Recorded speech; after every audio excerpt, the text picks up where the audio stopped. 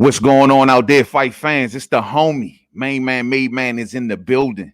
Y'all know how I get down. We talking boxing, man. Once again, it is an honor and a pleasure. I repeat, a honor and a pleasure to be on here with all of the boxing fam and the boxing fans. It's Saturday, so you know what that means. It's our time now, man. Man, I hope I ain't had y'all waiting too long out there, man. I tried to get this up as soon as I could, you dig? I know it's Saturday. Everybody got things to do. Everybody, you know what I mean? So I want to give a hearty salute to everybody that catches this live, to any of the fam that come on and slide through. A hearty salute to all of the playback players out that joint. You know what I'm saying? A hearty salute to everybody in Main Man Made Man's boxing form. You know what I'm saying? I appreciate all the love and support that everybody shows, man. And I am here. You dig? You dig? Black Banner in the building. What's up, fam? Light lit up in the building. What's up, homie? What's going on, man? We got a lot to talk about. Y'all see I've been kind of missing in action this week.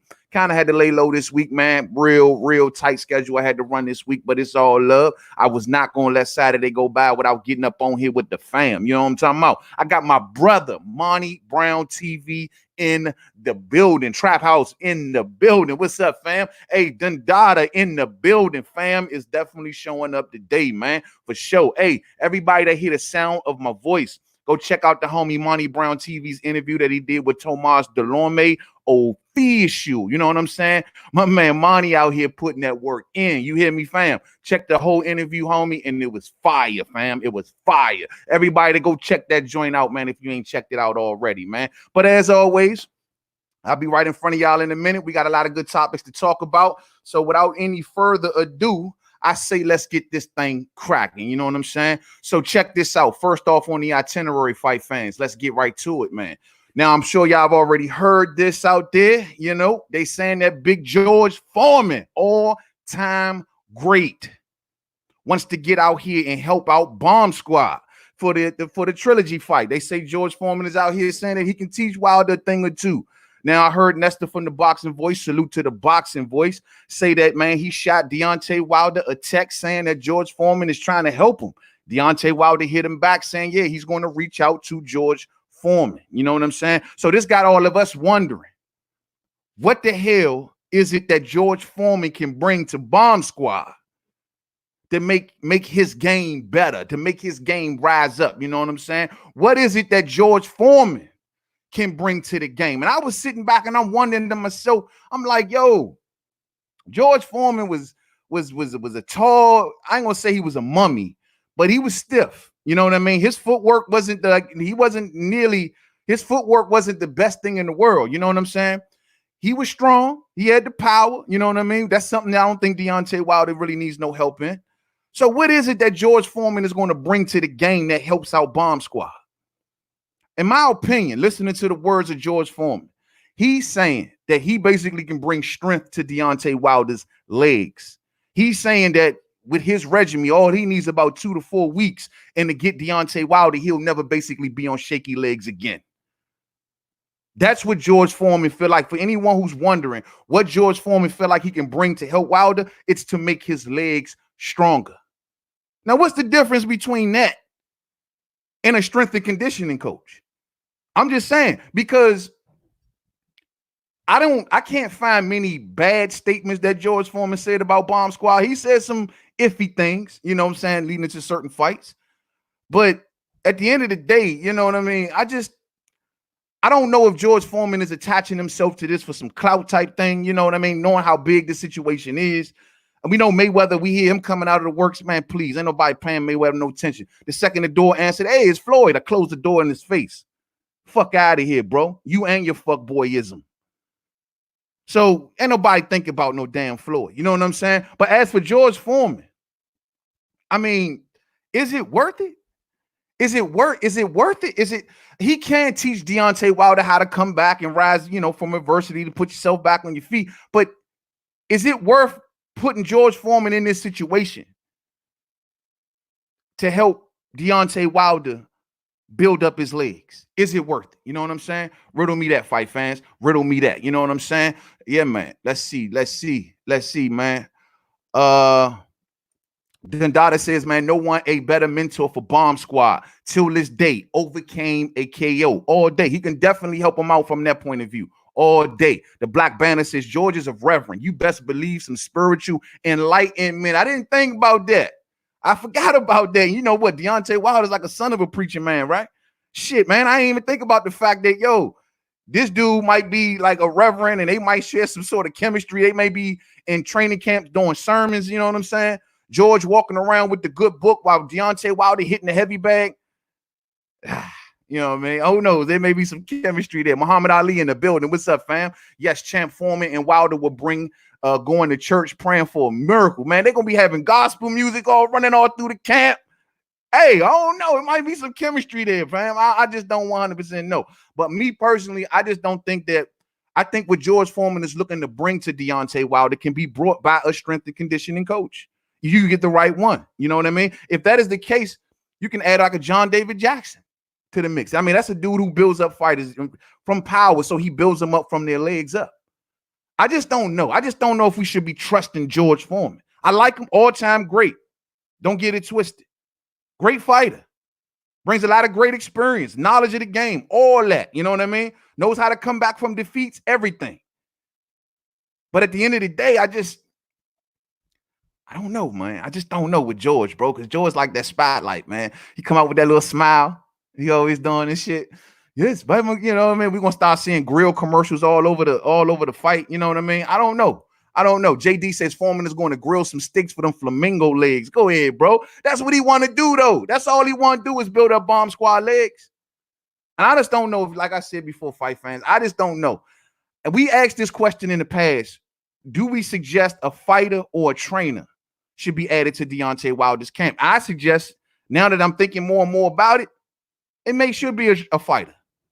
Because clearly, of course, JD's and Mark Breland, they can use a help or two. Don't get me wrong. I hear all of these trainers coming out of the woodworks now. I just recently heard, who was it? Buddy McGirt. He came out and said he down to help out. You know what I mean? I don't know how they will feel from that from an ego standpoint, seeing another coach. But this is a decision that Wilder got to make, man, for the sake of his corner. Does he want to involve another coach? And if his corner don't have the egos and won't make him feel some kind of way, you know what I mean? I think they'll be more comfortable with a fighter. Look at what happened with Tyson Fury's corner when Tyson Fury introduced Freddie Roach to his corner. And him and Ben Davison was on two separate pages. This got out to the public. Freddie Roach seemed to be right in this situation. He wanted Tyson Fury to be more aggressive. Ben Davison wanted him to be twinkle toes. And Ben Davison said, no, that clash of ideas got Ben Davison out of the camp. So is it the smart move to bring a coach or a fighter? Deontay Wilder got to make that decision. You know what I'm saying? Real spill. Man, the Black Banner says, and remember, George is more American than captain. He's a patriot of this country, former Olympian, gold medalist. All day. That's why it's good to see. That's the one good thing from a patriotic standpoint. You know what I'm saying? That George Foreman, who's an American, is actually looking to help out his fellow American Olympian. You know what I'm saying? A fellow American former heavyweight champion. It's good to see George stepping up to that plate, because being an Olympian, I think you do some type of way carry a little bit of I ain't gonna say responsibility, but you carry some sort of, like, if I see the American heavyweight champion struggling and I can help out as an Olympian, as two fighters that fought for the country, it should wake something up in you. Let me step in and help this guy. Maybe that's what's going on with Big George. You know what I'm saying? All day. You know what I'm saying? Foreman was a boxer with tremendous power who was beaten by a slick boxer in the middle rounds, who probably knows how Wilder is feeling mentally. That's one aspect of it. But I mean, I think the mental game is probably the most area that George Foreman can help him in. But physically, he's saying that he wants to help Wilder build up his legs. You know what I mean? If you think back on George Foreman's career, George Foreman never was a guy that was always on shaky legs. I will give him credit for that. Even when Ali hit him with that infamous flurry, that's just like a flurry that after George got worn down round after round from the rope-a-dope, eventually he was gassed out and he got hit up by a combination that put him down. He couldn't recover from. But throughout of that fight, in any fights you watch of George Foreman for them, even in his old age, George was never that dude like flopping all around the ring. That was never Big George. And maybe that's what he's looking to bring to the fight game. We'll see. Monty Brown says, man, I agree. I don't know what George can bring to Wilder when it comes to defense. And see, the things that we always talk about what Wilder need to work on going into this third fight: footwork, defense, movement. You know what I'm saying? Getting back and planting and swinging faster. These are some of the things. George was never a man of speed. George was never really that man of a defense. He had good defense, but it wasn't rock solid like he's the expert. You feel me? The things that we all been saying that Deontay Wilder need to work on. The only area that I see George even helping is the leg department. But maybe that's all George sees. Maybe that's all Big George sees. Maybe George says, you know what, man, if you got your legs under you, bro, and you can move properly and you can plant properly and you're on sturdy legs, you become a whole different fighter. Maybe that's exactly the issue that George sees. We see issues going backwards. We see slight issues with the defense that can be a bit better. I don't think Wilder's defense is that bad, though. But we see little shit, you know what I mean, that he can tighten up on. But the footwork is the main department. I think that everybody took away from that fight. And is George the one to do it? I like Virgil Hunter. Man. Wilder needs a real cut, man. Yeah, man. Well, he had, Stitch Duran already taken, right? You know what I'm saying? They did what they can do, bro. That was a hell of a thing, man. That happened on the lobe of the ear, though, bro. Like, that shit was just running. How could you really seal that up right here on the lobe of the ear? And we all thought it was on the inside of the ear. It was on the lobe, and that thing was just leaking. You know what I mean? How could you? It would take the greatest cut man in the world. That's a punch. When you punches are landing on that ear constantly. You know what I'm saying? Ooh, Black Banner says Nassim Richardson and Larry Holmes, great additions. Don't know if they're gonna have enough money, man. Hopefully somebody working pro bono around this mug. You know what I'm saying? But yo, man, whole time, that's a two great additions. Larry Holmes, a master at backing up and using his jab, a master at getting that right spacing and using his footwork to do so. Nassim Richardson, a master, a corner man, trainer, who also, most importantly, knows exactly what to look for in the locker room. We already know. You ain't running nothing past the brother Nassim Richardson. He catching all that. But he's a good guy to work with too. But that's what I'm saying. Bringing in a Nassim Richardson, man. Imagine if you Mark Breland and JD's. You looking at that situation like, he fuck around, come in here, teach Deontay Wilder something, and he kick us to the curb. You know what I'm saying? Possibility. Nassim is just that good. I got a lot of respect for that brother, man. BFTB Boxing in the building. Salute to the fam. What's up, fam? Salute to you, brother. Love the show, man. Keep doing what you're doing, bro. I told you, man, you're going to give me a car accident one of these days, fam. I listen to you every evening on the way home, man. Salute to BFTB all day, bro. All day. You know what I'm saying? Ray-Bans in the building. What's up, fam? Mikey will lose to Crawford, fam. Let's talk about that, homie. Let's talk about that now. Let's talk about that right now. Let me swap the banner. Hold on.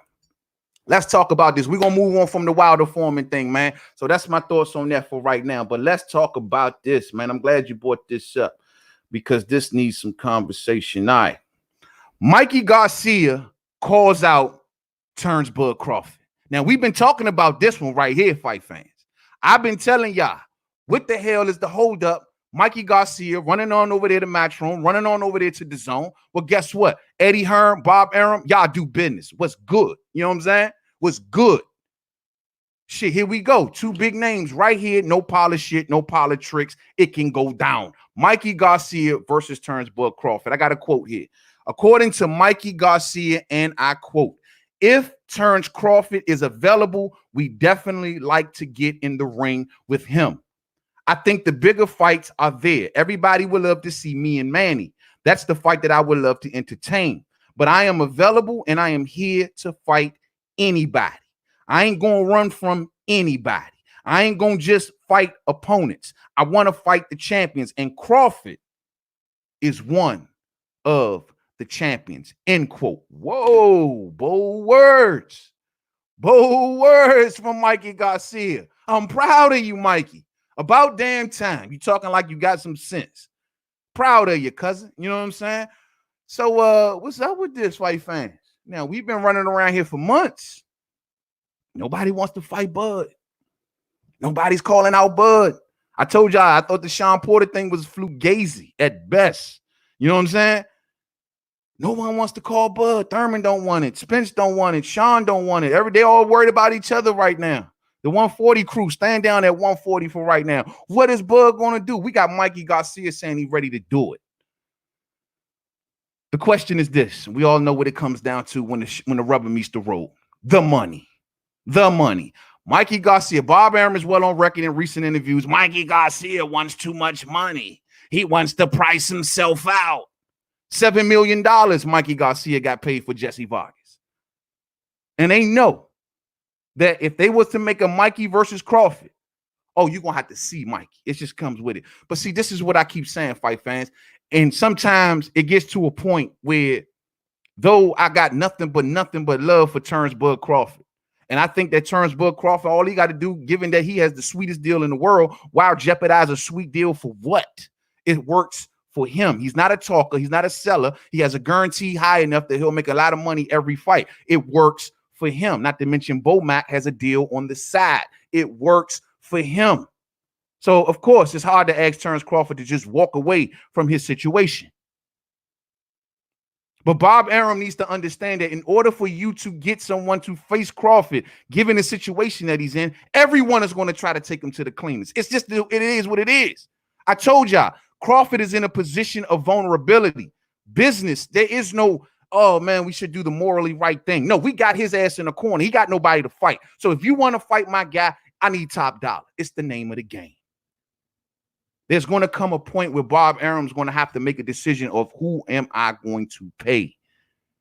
It has to happen, fight fans. We can't keep banging on this drum of Crawford. Yeah, he ain't got to do nothing. Yeah, it's cool. Don't get me wrong. And like I said, I don't put nothing at Crawford's feet. Crawford is doing what Crawford's supposed to do. But Bob, as a promoter, if you want to get your guy the best fights, you know that he's in a position of vulnerability, at least until the 140 crowd come up.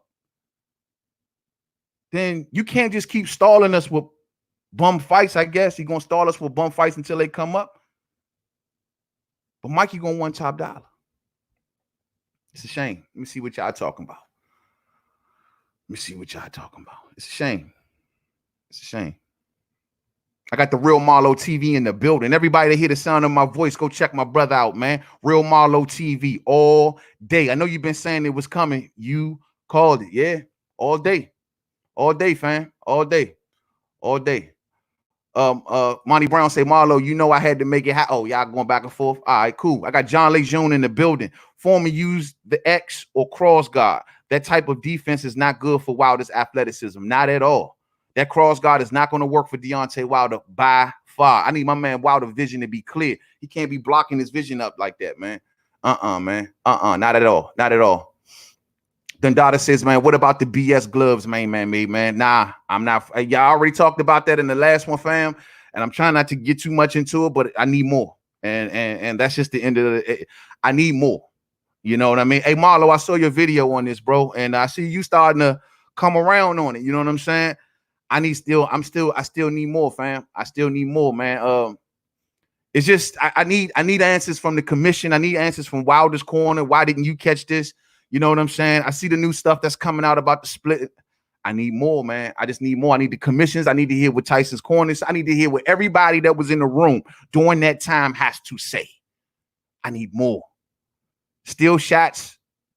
You can manipulate so many things with still shots. And I'm not saying that this ain't not a legitimate. I'm just saying I need more. Before me to jump in there, hands and feet all the way in. Like, I need more. I need more.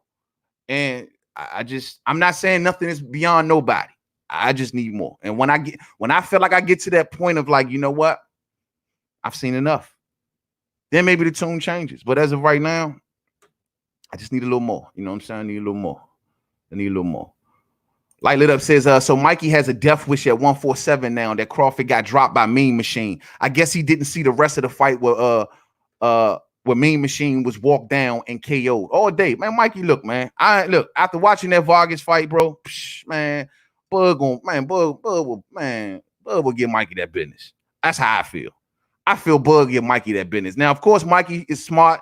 Just like anybody, I always say this. If you're going to go for the Manny Pacquiao fight, sure. Manny Pacquiao ain't got that much left in boxing. I believe the summer of 2021 will end Manny Pacquiao for good. That's when the election started in the Philippines for him to run for president. So at that, I think that is the absolute deadline before any fighter can get Manny Pacquiao. You know what I'm saying? But bro, man, I got Manny over Mikey right now. Mikey just to me ain't looking like that same dude at 147.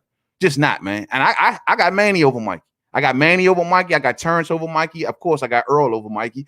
I got Keith over him. I got all of them over Mikey.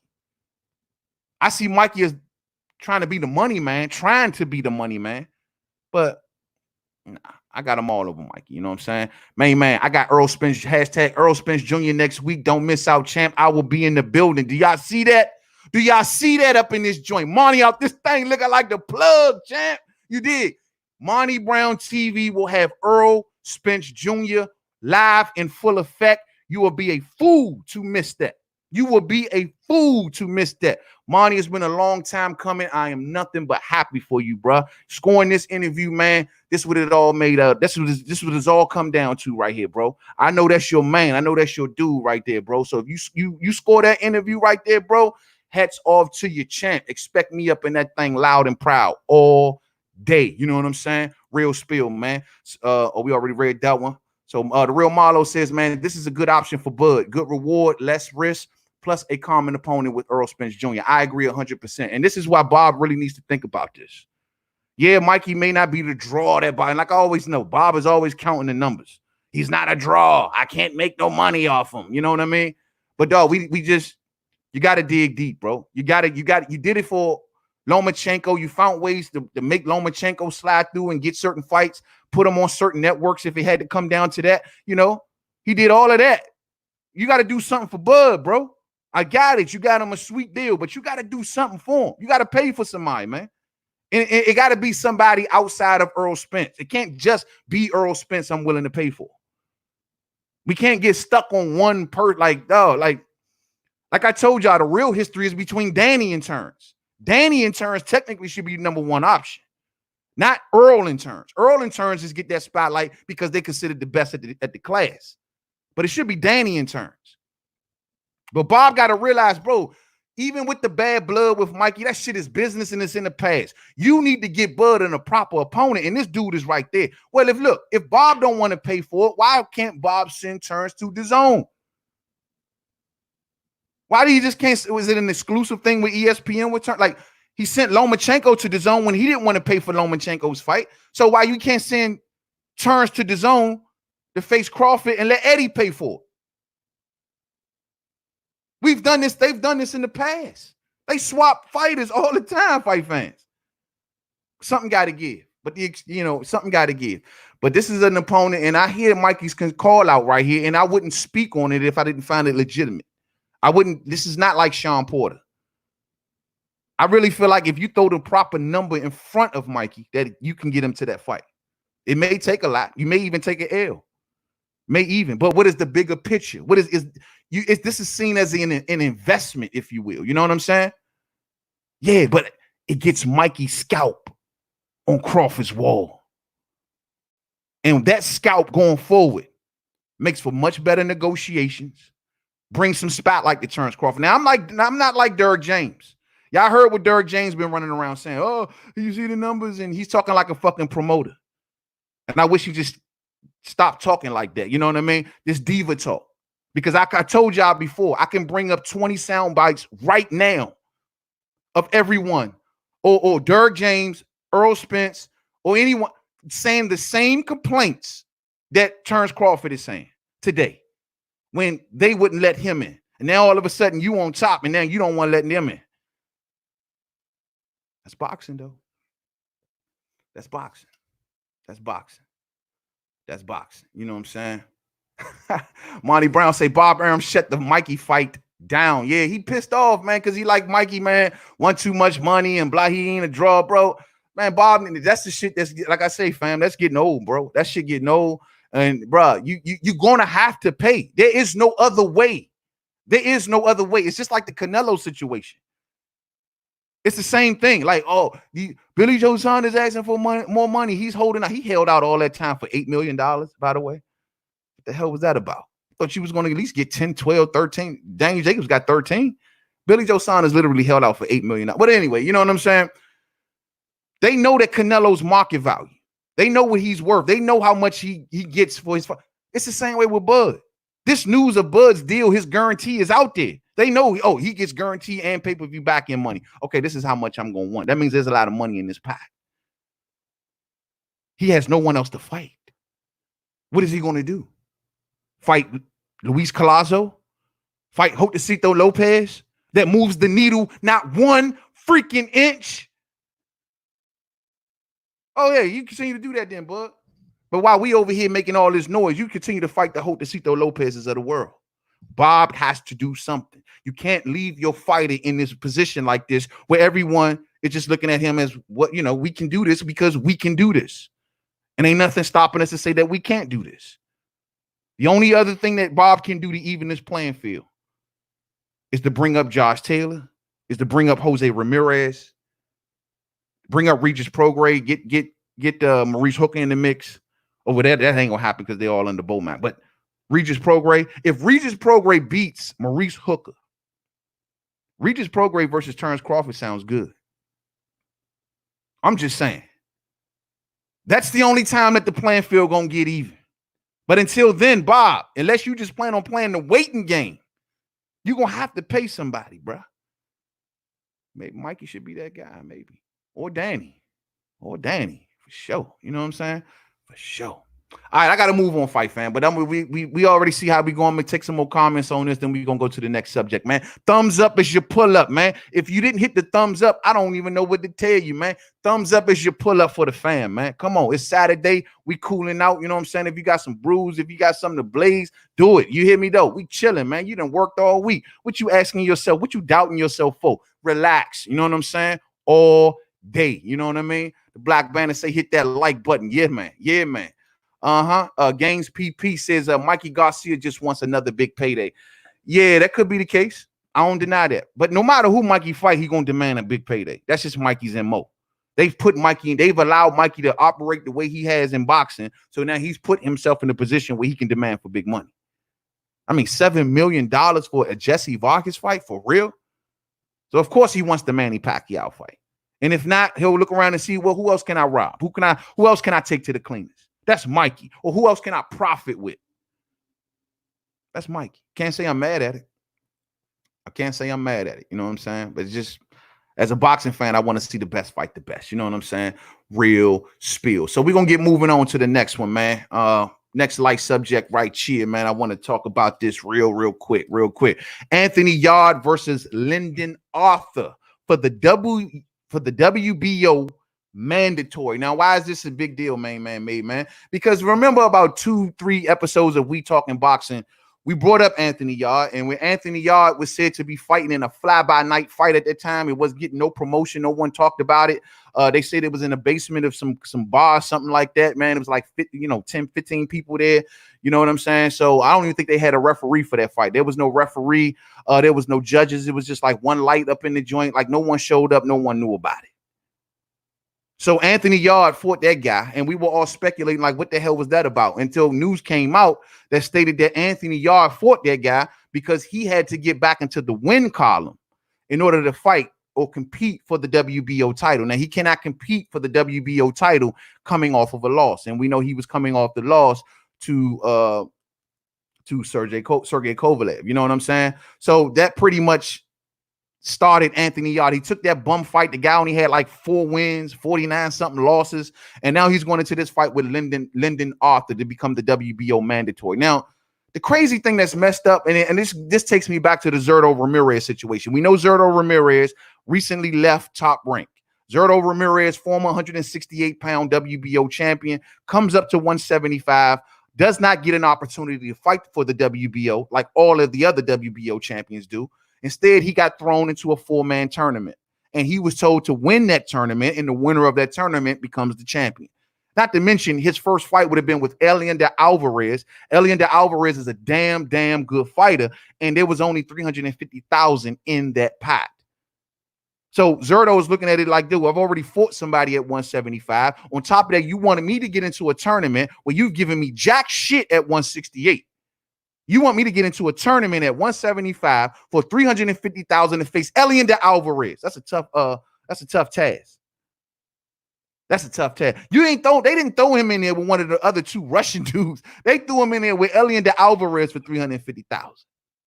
So the winner of all of that basically gets to fight the winner of Anthony Yarde versus Lyndon Arthur. And then you got to look at it like, okay, damn, Anthony Yarde, the man who got stopped by a jab. That's always going to be an asterisk. You got stopped by a jab, homie. That's embarrassing. That's very embarrassing. That's sad. You know what I mean? But you got stopped by a jab and you fight a bum, an unknown, and you go right back in the time. Where my main man, Zurdo, who was the champ at 168, got to go through hell and hot water to get the fight. The sad part about all of this is Zurdo, who's not had no big name opposition at 68 or 75. Well, this would have been a big name opponent if he would have made it through the tournament. If he would have just sucked it up, went through the fight, won the tournament, he would have had eventually, possibly, a Anthony Yarde versus Gilberto Ramirez fight. That's what he kind of walked out on, unfortunately. And that's sad to see because Anthony Yarde is a big name guy. And there's going to be buzz around Anthony Yarde once he get back to a certain level. It would have been good to have Anthony Yarde's buzz tied in with Zurdo Ramirez's, but Zurdo got low. You know what I mean? So this is very unfortunate. So Lyndon Arthur, never heard of this dude. He's undefeated. He's fought no one that we know. You know what I'm saying? He's one of the dudes that WBO pulled out of their ass. You know what I mean? Don't know where the hell they got him from. Never heard of him ever before. But if Anthony Yarde beats this guy after beating a guy that had 4 wins and 49 losses, if he beats this guy, he becomes the mandatory. These sanctioning bodies and they funny ass rules, fam. What is going on? What is going on? So bad, so sad for Zurdo, man. So sad for Zurdo. We moving right along. You know what I'm saying? We moving right along. I want to get onto this before I get to the main apple scrapples. Dillian White says that Alexander Povetkin is a good old. He's a good old. He's not a beat up old. He's a good old. According to Dillian White, and I quote, he's a good 40. It's not like he's an old 40. He is a good 40, obviously. If a heavyweight looks after their self and they keep themselves healthy and stuff, and science has changed, guys are going longer. Look at Klitschko. How long did he reign for even at his age? And Povetkin is the same. He might reign until he is 45, you know? He just keeps himself in good shape. He's a good fighter. He can box. He can punch. He's a slugger. So I just look to prepare for all styles and see what he comes in with just to prepare, end quote. We'll stop right there because my stomach is turning. You can easily remove Povetkin's name from all of that quote I just read and input it with Luis Ortiz. Riddle me that. Can you not do that, fight fans? Could you not easily, that quote I just gave you, take out Alexander Povetkin's name and put in Luis Ortiz? Alexander Povetkin is a good old main man. He is a good old. What the fuck is a good old? Never heard of a good old. I just heard of old. When it comes to Luis Ortiz, what is he, a good or a bad old? Why? This made Dillian White. This quote made him look dumb, like a straight up clown. You are well on record saying that Luis Ortiz is this and Luis Ortiz is that. He's old. This is the fight that the fans have been asking for. Oh, but he's too old. He ain't this. He ain't that. But, Alexander Povetkin, he's a good old. What the hell is a good old, fight fan? What is a good old? I've never heard of a good old. He's a good old, but he isn't. Last I checked, Luis Ortiz is a much more dangerous fighter, in my opinion, than Alexander Povetkin. I thought Michael Hunter beat him. Lost one in the building. Dillian in the building. What's up, fam? I thought he got beat by Michael Hunter. Alexander Povetkin ain't done nothing in God knows when. He's been popping up short on drug tests. Both of y'all are some drug cheaters whole time. You cats finest right here. But yet and still, you got something to say about Luis Ortiz. Man, this shit is Yo, Dillian White, it's effectively, I mean, I already said it many times, he ducking Luis Ortiz, and hands down. But this shit here, right here, a total contradiction of all of the stuff that he said about Luis Ortiz and his age and his blood pressure and how old he is and all of this other shit.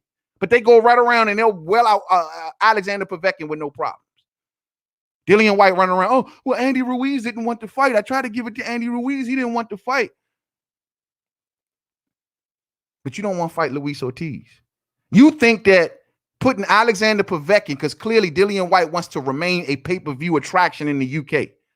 You think that putting Alexander Povetkin as opposed to Luis Ortiz, a fighter who's recently coming off a fight with Deontay Wilder, in which by most people say that he won every round except the round that he got knocked out in. You think that's a better opponent to put on pay-per-view than the good old Povetkin?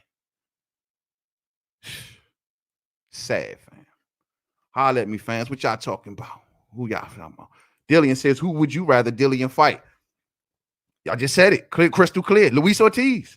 Me and the multitudes of fans and the multitudes of fans would definitely love to see him face Luis Ortiz. That is a fight that's been baked, talked about too damn long, and there's no reason why it shouldn't happen. Luis Ortiz has threatened to pull himself off cards. He's signed with the man's promoter. He's went over to the man's country. He's done everything.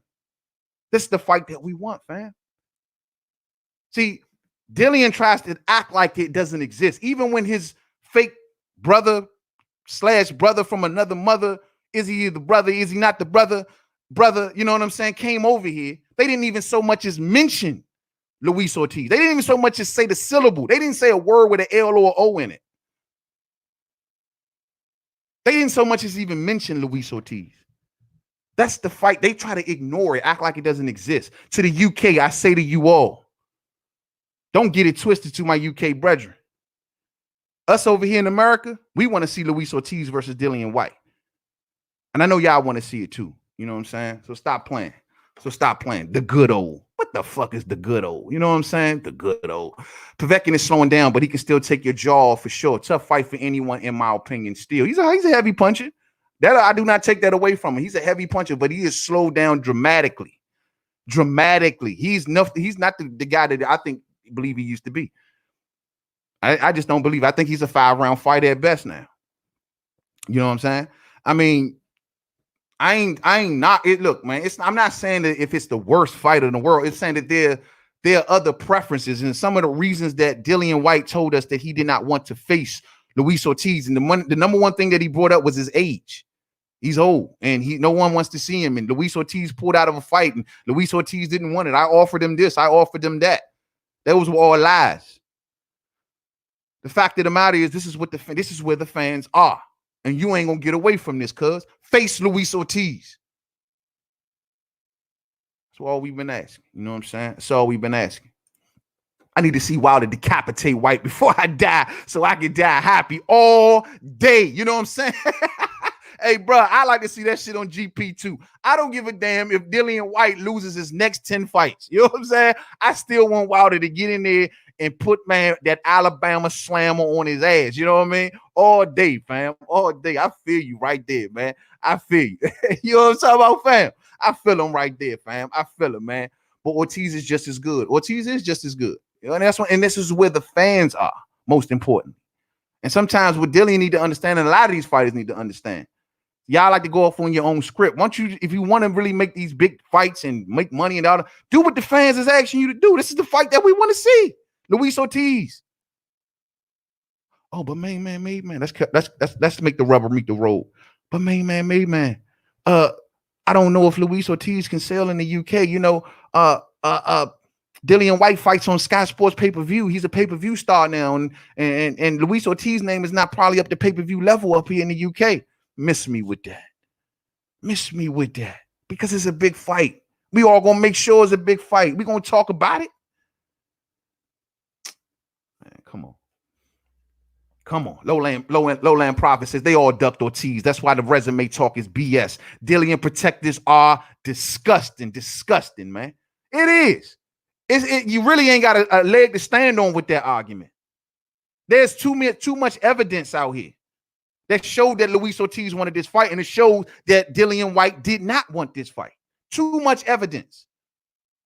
Once I honestly stopped the case for me when Luis Ortiz says, I will pull myself off of the Wilder Fury 1 undercard. When he said that was a huge ass card. He said he will pull himself off just to come over to the UK, sign a matchroom deal against the wishes of his corner, just to fight Dillian Whyte. All Dillian Whyte had to do was pull out of the Derek Chisora fight. That was it. I was done right there. I was done right there. Wilder better learn to fight backwards before he fights Whyte. That's all I'm saying. Whyte gonna gas, fam. Whyte gonna gas. Stamina levels, bro. Whyte blows his load very, very easy. You know what I'm saying? I don't know where y'all get this thing that Whyte can fight that at the pace that he's gotten people out of there. He cannot keep up pace. That's his problem. That's his number one problem, I see. He can't keep up pace. And going into the championship rounds, he fades. Man, Wilder will knock that man out, bro. And that's one of the key things that I want people to know going into this Tyson Fury 3 fight, man. That's the one thing that we need to be looking at. To everybody that's breaking the fights down or what Wilder should do, look at Fury's pace. Go back and you watch that last fight. I don't know how many more rounds Fury had left in him at that pace. He was breathing real hard in that last round. I don't know. With a little bit of output from Wilder, given that Wilder wasn't giving any output in that fight. I don't know if that battering ram that we see that Tyson Fury can be, is that a 5-round fight? I don't know. If he gets some resistance put on him, can that pace be kept up? And that's the same way I see it with Dillian Whyte. It'll come down to pace and it'll come down to stamina. And Wilder will knock his ass and rock his ass to sleep. That's how I see it. And I can't wait to see it. I don't give a damn if Dillian Whyte loses next 25 fights. Let's see it. You know what I'm saying? Let's see it. Let's see it. You feel me? Let's see it. Let's see who I got. I got Sean Newton in the building. What's up, man? Oh, Lord. What's up, bro? Dillian has done lots. Ortiz has done nothing. Man, please. Dillian has done lots of what? Lots of what, fam? Lots of cheating? You know what I'm saying? Lots of cheating? Lots of being a dope head? You know what I mean? What have you been doing up? Lots of getting around UK rules. Where the fuck is the B sample? Come holler at me. What have you been doing a lot of, fam? What has he been doing a lot of? Dylan is the man, though. Dylan is the man, though. WBC Mando. Now, he's actually the official Mando. At first, he wasn't, but now he is. What is this a lot that you talking about, fam? He beat Joseph Parker, bro. Like, who else we talking about? Who else we talking about that's worth a discussion? He's done so much.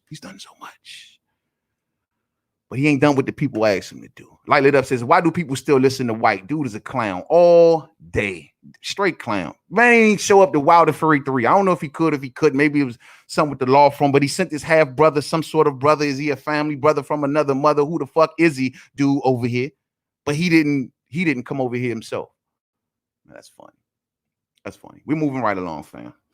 That is it for Dillian Whyte. So keep in mind, Dillian Whyte has called Alexander Povetkin the good old. At this point going forward, Dillian Whyte has no ground to stand on to talk anything about Luis Ortiz's age because he called Alexander Povetkin the good old. Oh, the science today is so great. When it comes to Povetkin, the science is working. He's taking the scientific pill. Today's science is awesome. Forget about the fact that he doped up for Wilder. Forget about the fact that he doped up in the Stavern fight. Forget about all of that. Oh, but he's a good 40, 45 or whatever the fuck. He's a good 40. You can't make this up, man. He has no more standing going forward to say anything about Luis Ortiz. Everything he says about Luis Ortiz's age from this point is a moot point. If anybody's a good 40, it's a Luis Ortiz. He's a good 40. Fuck out of here, man. We're moving on. Canelo's 3-fight plan. All right. Let me see. Hold on. This is crazy. Canelo's 3-fight plan. Now, John Skipper, head man to DAZN, former head man over at ESPN, and we're going to talk more about John Skipper in the next story. John Skipper literally flew out to San Diego to meet up with Canelo Alvarez and to work out his next 3-fight plans in the scope of his 11-fight deal that he has with DAZN. And according to this 3-fight plan, first one's going to be Billy Joe Saunders in May. Second one going to be Gennady Golovkin in September. And of course, the third, it may be in December, depending on how much damage he takes into the Golovkin fight. Maybe they'll come back in December and do Ryota Murata. If not, they'll do it early next year. But the key significance about this whole story is the fact that John Skipper flew over to San Diego not to talk to Oscar De La Hoya, not to talk to Golden Boy, Eric Gomez, or any of them cats. They flew over to talk to Canelo one-on-one, like if he's running the shit. The inmates are running the asylum over at Golden Boy Promotions, fight fans. See, they flew and say, Canelo, clearly you're the boss. Clearly Oscar's afraid of you. Clearly, whatever you say going around this bitch. So you're the man that I'm talking to. Oscar I'm telling you, man, that has got to be the ultimate embarrassing sound with the network that you got your fighters on. It's not even talking to you. They talking to the fighter and working out his plans with him. They like, look, bro, we paying you the money. We the one that's giving you this $365 million, right? Clearly, Oscar ain't running nothing. Only thing he running is to a back room somewhere to do God knows what. So fuck Oscar. If Oscar keep on talking, we're going to pluck you away from you and give you to Eddie Hearn. Y'all better beware of that. I'm keeping my third eye on that. I ain't forgot what Eddie Hearn said. Eddie Hearn said, Canelo Alvarez is not my fighter. Yet. Those were the exact words of Eddie Hearn. I think it's a plan being in place. But anyway. So they saying, look, we don't have to deal with Oscar. We're going to deal with you. What's up? I like this 3-fight plan. Now, should Jamal Charlo been involved? Absolutely 100%. I would have loved to see Billy Joe Saunders, who's getting $8 million, by the way, to face Canelo May 2nd. I would have liked to see Billy Joe, Gennady Golovkin, or Charlo. Or maybe Charlo, Golovkin, Saunders. Somewhere, I would have rather had Charlo in the mix. To know that Canelo was planning on 3 fights and Charlo is not being mentioned by John Skipper. Well, anybody who had any hopes of a Charlo versus Canelo, get over it. I don't know what Charlo's going to do. I don't know if they're going to do the Andre fight. I don't know what, but Charlo clearly is not involved in Canelo's 3-fight plan. You know he's not going to be involved in Golovkin's 3-fight plan or anybody else's 3-fight plan for that matter. But what's up with the Andre situation? This is sad. And that's the one thing that I took away from this. I took away from this like, damn, bro. They just out here making all of these backroom little negotiations and ain't nobody ain't talking about. Like they clearly don't even have Charlo on the radar for Canelo. Not even on the radar. 3-fight plan? That's minimum to sometime next year. That's messed up, fam. That's messed up. That's messed up. Lost One says a White is not a clown, could just sit on his Mando, but instead he's risking it against the killer because he wants money, fam. You know what this about. He cannot sit. No, actually, he can't. He can sit on it and sit on his Mando and wait till next year. Sure, that'd be cool. But you already know what it is. He's a pay-per-view attraction once again in the UK. Given that bad press that he had against him with that whole UCAD investigation, he cannot sit out of the ring. He needs to keep his momentum going to remain that pay-per-view attraction. So that's why I think that they're putting him in the ring right now. They can't just have him sitting around getting fat doing nothing. You Dillian White, I don't know if he's that disciplined between fights to sit around and could wait that long. So to keep himself busy, keep a paycheck coming in, it's a smart way to do it. I just wish the opponent was Luis Ortiz. You know what I'm saying? All day, all day, all day, all day, all day. I got Valkyries in the building. What's up, fam? What's going on? What more can Ortiz do to make the White fight, man? Nothing. It's not on him.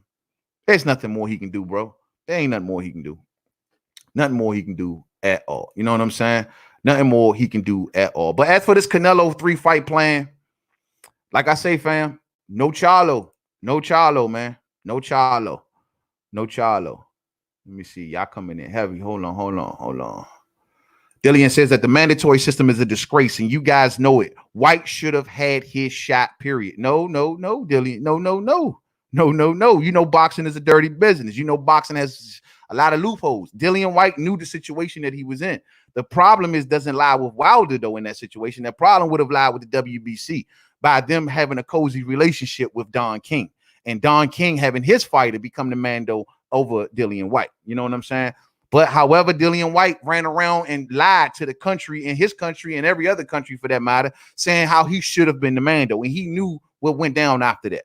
And we all know the many paths that Dillian White could have taken to become a Mando earlier, but he chose to take none of those paths. So some of this stuff got to lie at his feet. Now I will admit, sometimes boxing, like I said, is a dirty business, fam. And Don King's cozy relationship with the WBC, well, that's the thing to blame for Dillian White making it so long for him to get his mandatory. That and Dillian White, you know what I'm saying?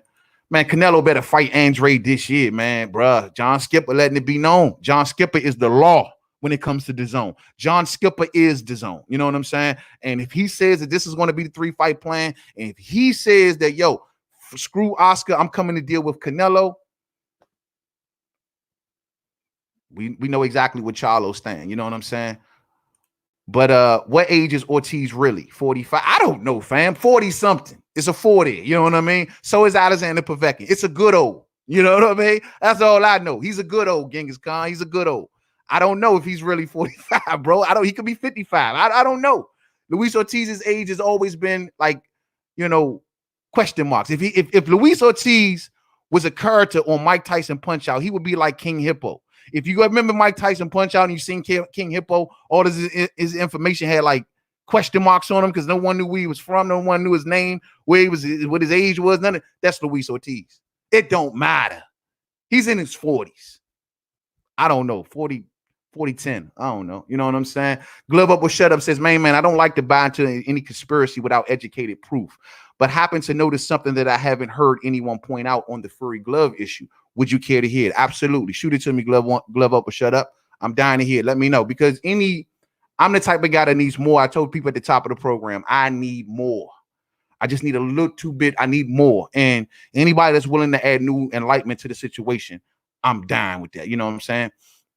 Come on, Dillian. You know what it is, fam. You already know. You know what I'm saying? Nah, and yeah, you're right. Andre isn't in the 3-fight plan neither, unfortunately. You know what I mean? So that just, dog, it's disappointing, man. It's really disappointing to see. I mean, the Golovkin fight, bro, I hate to say it like this, but the Golovkin fight ain't going nowhere. Gennady Golovkin ain't going no goddamn way. Gennady Golovkin is so attached to Canelo Alvarez that it's sickening. He act like nothing else is existing in boxing but Canelo Alvarez. He ain't going nowhere. You got him on the string. And on top of that, you locking into an 11-fight deal with DAZN. Ain't going nowhere. Why can't Charlo or Andre get up in that 3-fight plan? Come on, John Skipper. Come on, man. Work that shit out. You ain't even mentioned Andre, and he's on your goddamn network. Come on. You mentioned Ryota Murata. Ryota Murata before you throw in Demetrius Andre. Come on, John Skipper. What the fuck, John Skipper? For real. Ryota Murata. That goes to show you that John Skipper doesn't know anything about boxing. You need to let Joseph Murkowski handle this, because John Skipper don't know what the hell. Bro, we don't want Ryota Murata. He may be big in Japan. Y'all may be trying to exploit that market. Y'all, Bob Arum, all of y'all, all of them trying to exploit Japan. That ain't the fight. The fight is Demetrius Andre or Jamal Charlo. That's the fight. That's the fight. But he's not in Canelo's 3-fight plan. Shh. Never seen no shit like this, man. Ain't that crazy? We got to move on, fight fans. We got to move on to the next topic. And I believe this is my final topic, if I'm not mistaken. Before I get to this final topic, let me just go over and say, yo, man, the We Talking Boxing playlist is available on the homepage. Anybody who likes to come to the channel just to check out the We Talking Boxing series, you can go to the homepage, my home page here on YouTube, and check out the playlist section, and you'll see the We Talking Boxing playlist section with this episode, and every episode will be involved if you want to catch up on some of the old ones, man, all day. You know what I'm saying? Real spill. So we're going to move on to this last one, man. And this one is really big. I mean, it may not be as big for y'all as it is, but stuff like this is what I keep my eye on. You know what I'm saying? On the how the wheels are turning in boxing. And that is DAZN. And I'm looking at DAZN. I've been watching DAZN actually on the low for a minute, and just looking at their expansion, because I remember when they first hit the scene and what their mission was. And their mission was basically to come into boxing in the rec house, take it over in a nutshell, take over the networks of boxing. And now, so we hear this news that DAZN is now expanding internationally into more than what, 200 countries and territories in 2020. It's being said that the DAZN is not playing. They're going global. They're looking to eat up all of the sports rights in all of these different countries, and they want to roll this new expansion out using boxing, using Canelo Alvarez's first fight in May to roll out the first phase of them expanding into this international behemoth. Now, remember, we're talking about John Skipper. John Skipper is the former guy from ESPN. The one thing that John Skipper done so well over at ESPN was the man will walk the earth like Cain, eating up all of sports rights in every country. And that's the same thing that he is bringing over to DAZN with this expansion. It says that to date, DAZN has debuted services in 9 countries across 4 continents. Those countries include Australia, Brazil, Canada, Germany, Italy, Japan, Spain, Switzerland, and the United States. And now an expansion touching many more countries. It says that the service will make its debut ahead of the May 2nd bout featuring Canelo Alvarez, and it will also include a catalog of past fights featuring boxing champions such as Floyd Mayweather Jr. and Oscar De La Hoya. So when they say that they're expanding into all of these countries, and we're going to get to this later on in the story, the one biggest expansion, especially from a boxing standpoint, is the fact that they will be coming to the UK. They will be coming to the UK, effectively making Eddie Hearn a possible monopolizer. We're going to get into this. Eddie Hearn has been on this game. I got to give it to him. He's been on this freaking game. So they're rolling out now in 200 countries and territories. And in each of these countries, their whole plan is to look and see, okay, what networks own what rights to show what sports. They want to get into the exclusive market. So if I come into India and no one is locking down the NFL in India, they want it. If I go to Germany and nobody has Major League Baseball locked down in Germany, we want it. Now, DAZN is not making it misunderstandable. They know that the hardest place for them to still compete is here in the United States, because all of the major sports companies, the NBA, Major League Baseball, anything, tennis, whatever, soccer, is already locked up in the United States. So they're hoping to go abroad into everywhere else and lock down as much as they can. Now, I've been hearing about DAZN's numbers. Little impressed. Better than I thought. It said that ESPN Plus has 7.6 million subscribers. DAZN now has allegedly 8 million subscribers. They have passed ESPN Plus.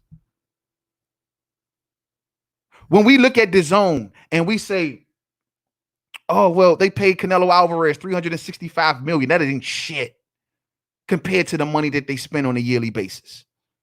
It said that DAZN spends about $1 billion to $1.5 billion a year on sport, just signing up sports rights in different countries. They just took in Canada Major League Baseball. Remember, Joseph Murkowski was talking about that.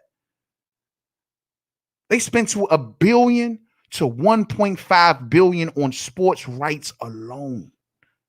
And you talking about a deal with Canelo for $365 million over 11 fights?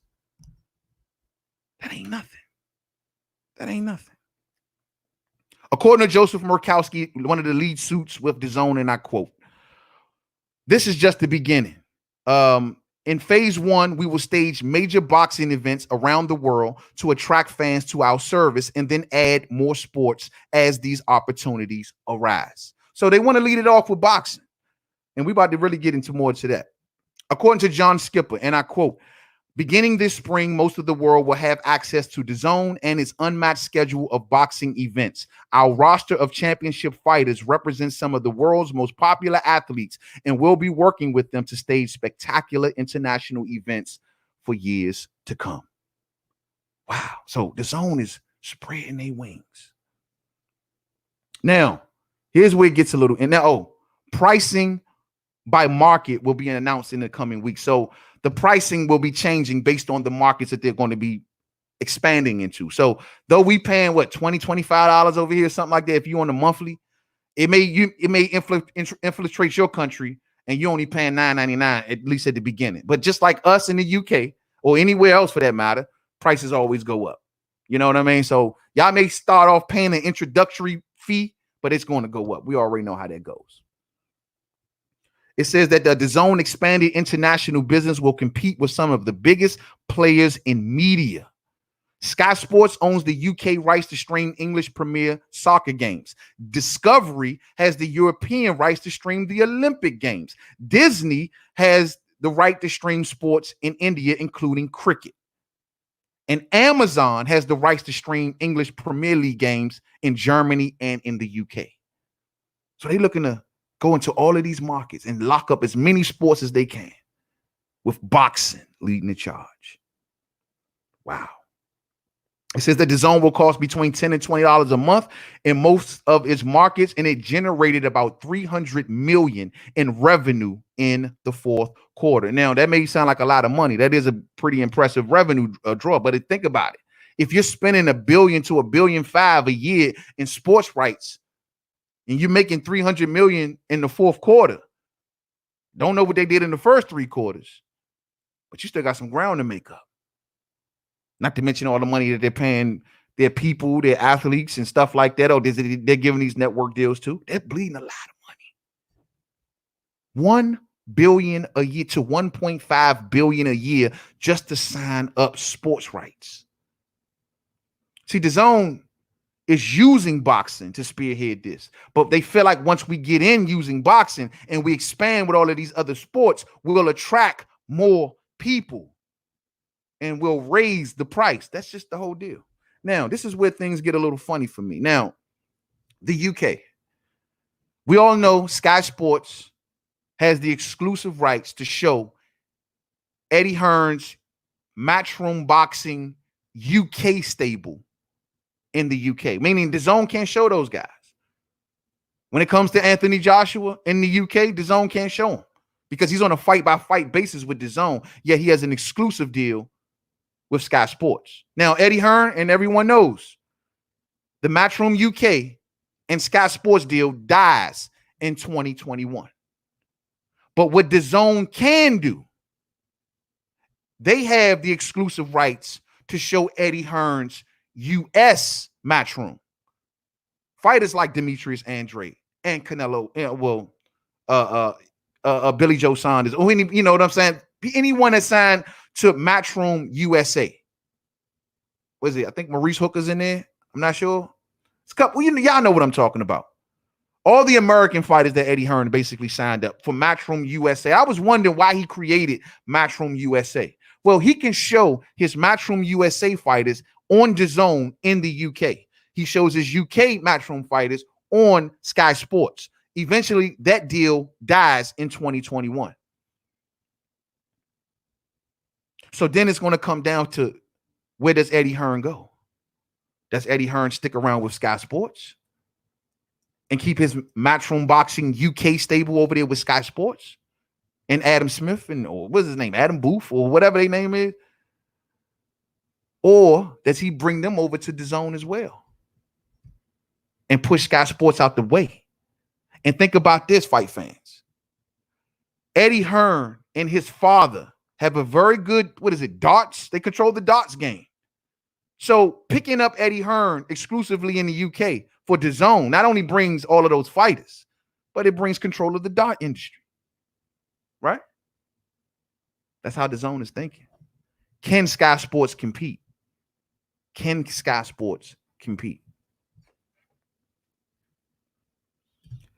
The U.S. service is heavy on boxing and MMA, but elsewhere it has a much broader lineup. In Japan, for example, DAZN now carries live streaming rights for the NFL, the Major League Baseball, the Premier League, and the domestic baseball, basketball, and soccer games, all for under $20 a month. And that's how they're going to sell it. We're giving you all of these sports for $20 a month, including top fighters like Canelo Alvarez. And that's a hell of a marketing pitch.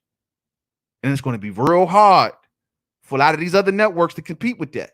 ESPN is going to be the only one to be like, look, according to John Skipper, we're not trying to be the worldwide leader in sports. We're trying to be the global leader in sports. That's a crack at ESPN, his former employer. When I was there, I made them the worldwide leader in sports. Now I'm here at DAZN. I'm about to make us the global leader in in sports. We've already passed ESPN Plus in subscribers. They have 7.6 million. We have 8. How much money are they bleeding, though, fight fans? According to this, it says that they plan to bring boxing to the UK, beginning with Saul Canelo Alvarez against Billy Joe Saunders on May 2nd. From then on, they will be able to show all of Golden Boy, Triple G, Matchroom USA shows in the UK. So not only will DAZN be just showing just Matchroom, they'll be showing Golden Boy and any other promoters that they're probably working with. Triple G has his own promotional company, right? That's the deal he worked out with DAZN. They'll be showing him. And they're already moving into the UK with these fighters, which is already going to effectively put pressure on Sky Sports and put pressure on BT Sports. Because they're moving in with a damn good roster, even with the Matchroom USA and the Golden Boy fighters. And they're kicking it off with a big Canelo Alvarez fight in the UK. Damn. Canelo and Billy Joe Saunders and Sky Sports and BT Sports or Sky Sports pay-per-view. I don't know how to. They can't show it. They can't show it. It's going to be on DAZN. DAZN is, they spreading, man. They spread. I didn't think that they were going to make it to the UK. I remember when they first came, because they didn't come into boxing until 2018. I remember when they first came on in the scene, and there were words expressed at the time about that. Like, they want to get into the UK scene. They realize what Sky Sports is. They realize what BT Sports is, but they want to get in there. Now DAZN is fighting on many different fronts. They up in the United States fighting Comcast, ESPN, and Disney, and all of these guys. And now they about to go into the UK, take on Sky Sports, take on BT Sports. They are trying to take over. They got the war chest to do it. Remember, they gave Eddie Hearn allegedly $1 billion to say have fun. In May of 2018, Hearn was handed $1 billion war chest to make 32 cards per year. That includes 16 Sky Sports pay-per-view shows, 16 held in the United States. The initial deal was for 2 years, but there is a 6-year extension option if it's successful. So Eddie can then turn around and say, once his Sky Sports deal is up, okay, Sky Sports, I'm taking all my UK fighters to DAZN and I'm extending my deal for 6 years. And now DAZN has the rights to the Matchroom USA and Matchroom UK. Or will he make them bid for it? Eddie is basically in the freaking driver's seat right now with this move. And Eddie, and one thing to his credit, he ain't committed to no networks. I told y'all, bro, look what he did to Anthony Joshua over here in America. He brought Anthony Joshua to Showtime for 6 fights. And when it was time for him to fight Wilder, he moved him off that network. Because he don't have no, that's where the money at with Eddie. And if Eddie been rocking with DAZN and they gave him $1 billion to play with, and they probably telling Eddie, you get us the rest of them fighters while we're moving into the UK, well, guess what? That price tag comes up too. You don't think Eddie gonna do it? Shit. Saudi Arabia, man, shit. Word of the day in the building. You know what I'm saying? What's up, fam? Sorry if I'm ignoring y'all comments. I will be going through them all up. We got to wrap this story up soon. It says that Sky Sports will retain the rights to all of the Matchroom UK shows and will be able to bid for other shows like Tyson Fury versus Deontay Wilder 3. The current Matchroom boxing agreement runs from 2015 to 2021. Wow. In August of 2018, Anthony Joshua signed a 3-year deal extension to have his fights shown exclusively in the UK on Sky Sports. 2018, 19, 20, 21. Do y'all not find it funny that Eddie Hearn gave Joshua that 3-fight deal with the same amount of time that he gave that deal for the Matchroom fights for Sky Sports? So the Matchroom deal ends in 2021, and so does Anthony Joshua's deal with Sky Sports in 2021. That shit was done by design like a mug. Eddie about to be shipping all of the asses over to DAZN, man. I'm telling y'all some real spill, man. So that's the deal. DAZN looking to move into 200 countries and territories. They're fighting for sports rights in all of these countries. They've already got a lot going in Germany. They're even saying if they don't even score as good as they need to do, that what they've done in Germany so far should hold them for the next 3 or 4 years as being in the driver's seat. That's how many sports rights that they signed up in Germany. They're looking to move into 200 countries and territories using boxing. Eddie Hearn is effectively rolled with the right horse right into the UK because DAZN has now infiltrated the UK. First fight shown on DAZN in the UK will be Canelo Alvarez versus Billy Joe Saunders. Eddie Hearn's deal with Sky Sports ends in 2021. Will he bring the Matchroom UK fighters from Sky Sports to DAZN, effectively pushing Sky Sports out of the boxing business for that matter? And I think with that move, will possibly push BT Sports out of the boxing business. That is a hell of a stable to be broadcasting exclusively in the UK. They already have the exclusive rights to broadcast all the Matchroom boxing in America. They already have that. DAZN made moves. 8 million subscribers, allegedly. 300 million in their fourth quarter, allegedly. They've passed ESPN Plus at 7.6 million subscribers, allegedly. Is DAZN looking to take over, fight fans? Riddle me this.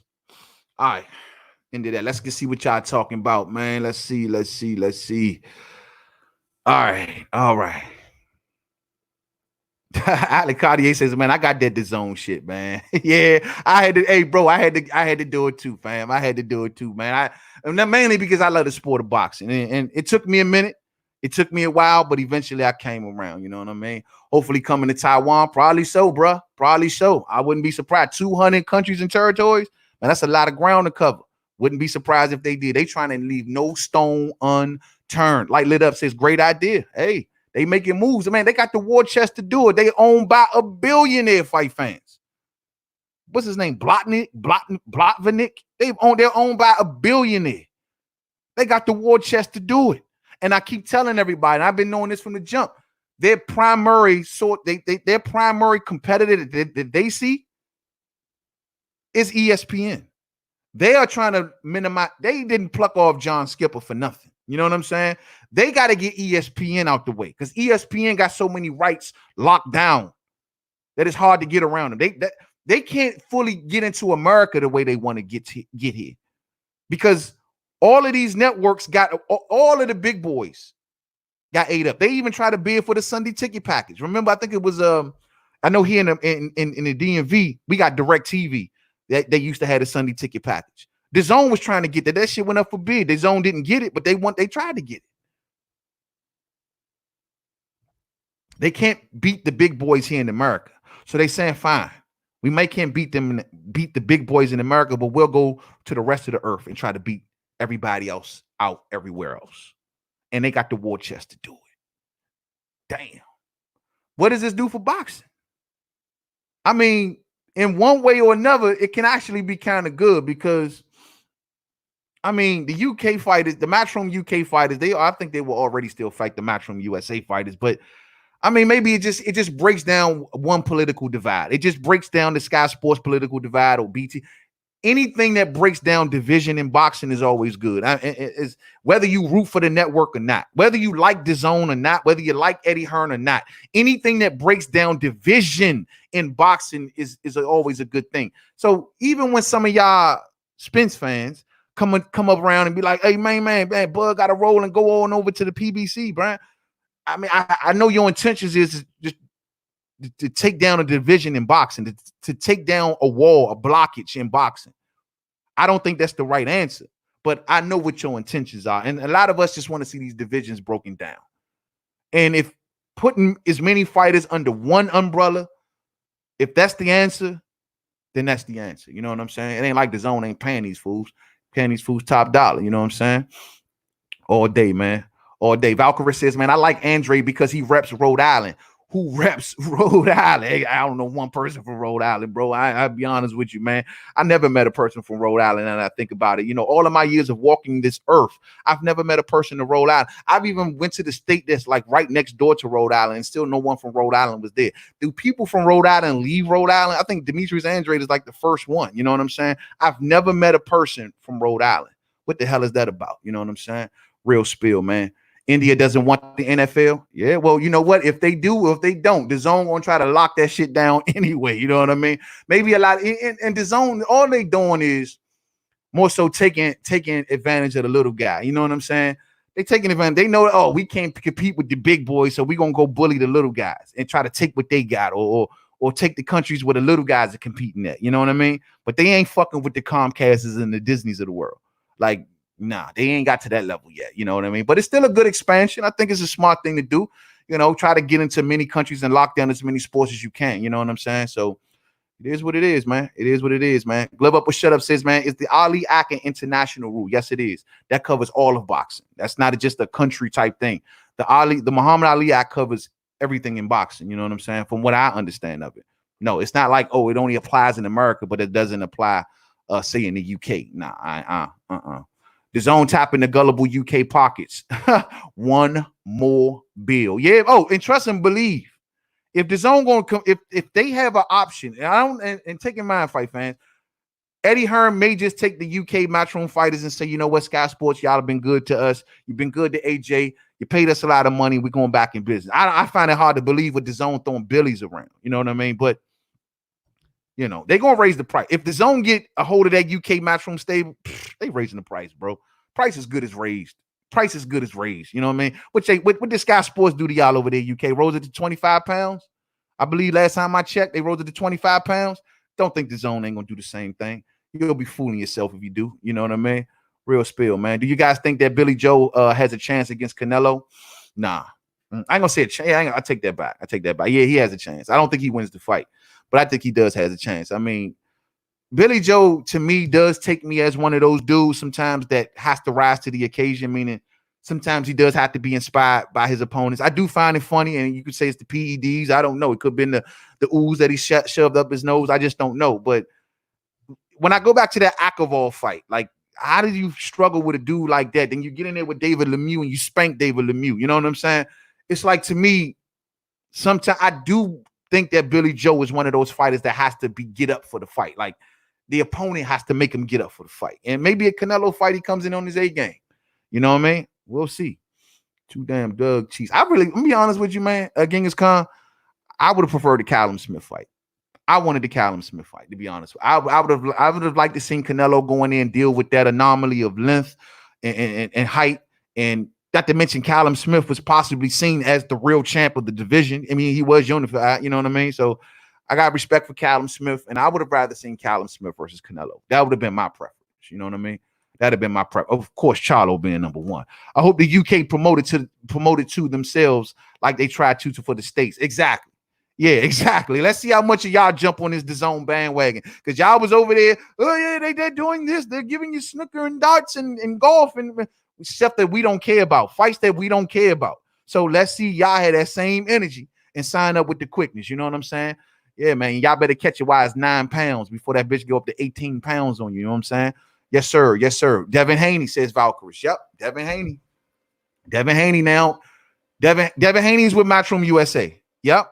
Devin Haney's with Matchroom USA. So he'll be now shown in the UK. He'll be now easily shown in the UK on DAZN. Man, this is a good hookup, though, for the Matchroom USA fighters then. You know what I'm saying? This is a real big hookup. Because now they got DAZN going straight into that country, man, all day. Yeah, man. Mikey don't really want to get stopped by Crawford, and Foreman can't do to help Wilder's bum and no one. Get ready for Chainsaw Massacre 3. Hashtag, hey, fuck out of here, bro. What you talking about? Chainsaw Massacre 3. Man, your man going down, bro. This is a war. You know what I'm talking about? We winning this war, man. We bringing them belts back over here, cousin. You already know what it is. My man is studying right now. He is over in Africa learning the blueprint, and we gonna help him get there. Because Tyson Fury got pace issues. Yeah, we see it. Can he keep the pace up, fam? Can he do it? All right. I just got finished reading some. I was going to include it into this one, but I didn't.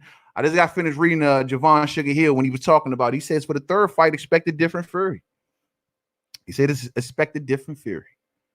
Can you get DAZN on the TV? Nah, DAZN is an app, fam. It's you can get it if you got a smart TV, like one of those TVs that download apps, but it's an app, and they got to get. I mean, I guess they see that as the future. You know what I'm saying? Damn, there's only the channel, fam. Like, they need the actual channel. They throwing all these billies around, and they thought the actual DAZN channel. Shit is funny, man. Thumbs up as you pull up, though, fam. Thumbs up for the fam, man. DGO in the building. What's up, fam? Yes, sir. Yes, sir. Like the movie The Thing, DAZN is spreading. Yeah. DAZN took over when they signed Canelo and Joshua. Yeah, man. But see, DAZN ain't got Joshua locked up. DAZN got Joshua on a fight-by-fight basis. Sky Sports has Joshua locked up. You know what I mean? Now, DAZN, they on a fight-by-fight basis with him, but they just show him here in the United States. They can't show him in now, when his deal is up, when Joshua's deal is up next year in 2021, you already know they're going to look to lock him down. They really going to have the UK then. You know what I'm saying? The only one competing now is Grandpa Bob, because ESPN ain't going to let John Skipper beat them, man. They not going to sit back and let John Skipper beat him. But, you know, John Skipper being over to DAZN, that's what allows that easy working relationship between DAZN and, say, you know, between Eddie Hearn and, say, Bob Arum. That's what allows for such, because of the working relationship that he had with ESPN. You know what I mean? All day, man. Yes, sir. Yes, sir. The Black Banner says, good show today, main man. Respect to you, bro. Everybody have a good but safe day, too. Same to your fam. Thank you for all of the support. Everybody out there. How long have I held y'all so far? An hour and 20 minutes, fight fam. We got to get out of here. Everybody has a Saturday to enjoy. You know what I'm saying? I appreciate you all for rocking with the homie today, man. We talking boxing. We do this every Wednesday, every Saturday. Y'all already know. I've been real inactive this week. That's been done by design, fight fans. Had to take some time off. Had to get my Wi-Fi situation under control. And most of the time, I just needed a little rest. You know what I'm saying? So I will be back Wednesday. I will be pumping out videos throughout the weekend for the fights, any fights that happen this weekend or throughout early in the week. You know what I'm saying? So much love to y'all, man. A couple more comments and then we out of here. You know what I'm saying? Light it up. People were trying to clown DAZN, but Top Rank and PBC know what's up. That's why they hating. Golden Boy knew the smart thing is to fall in line. It's a new day coming up. Yeah. See, all DAZN needs to do is get that stable, fam. And what they've done in the United States so far has been pretty okay. I mean, since you got to at least think about it in the totality that they actually got involved in boxing in 2018. They've been operating since 2016, but they didn't really officially get into boxing until 2018. So the progress that they made from 18 to now, and now they're doing an expansion. Dog, I've been telling people this for months. This is just the beginning. Everybody was jumping out there clowning it. Every business takes losses in the beginning. Every business I've ever run took a loss in the beginning before it became profitable. You know what I mean? They are still in the laying down the game plan, the groundwork portion. They haven't fully implemented themselves in every country. I don't know where DAZN gonna be 5 years from now, but the way that they rolling out, looking at the number of subscribers that they got, 8 million is what they allegedly saying. Looking at how much money that they're already raising. They may not be in the green yet, but they're making good, significant numbers. It's going to be interesting to see where they at in 5 years. And it's going to be interesting to see PBC or Top Rank or whoever. Who else is going to make that DAZN trip? Let's not get it twisted, fam.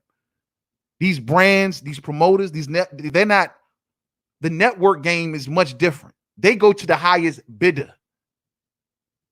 Right now, DAZN is looking like the highest bidder. I mean, if you're going to give Eddie Hearn allegedly $1 billion to work with, and you spending $1 billion to $1.5 billion a year just signing up sports rights, that means the pockets are deep. But how deep? When do they start turning these profits? They're not in the pay-per-view model. There's been talks of them getting into the pay-per-view model. If they monopolize a country, say like the UK, what stops them from saying, yes, eventually we will do a pay-per-view model? It happens. But they're taking over. Let's see how far they go.